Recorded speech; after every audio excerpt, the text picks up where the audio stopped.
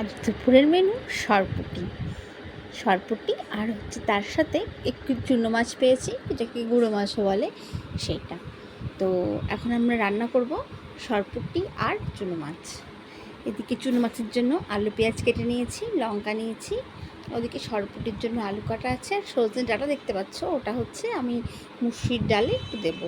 আমরা পুঁটি মাছগুলো আগে ভেজে নিয়েছি, টমেটো, আদা, ধনে গুঁড়ো, জিরে গুঁড়ো সব পেস্ট করে নিয়েছি মিক্সিতে। মাছগুলো ভেজে নিয়েছি।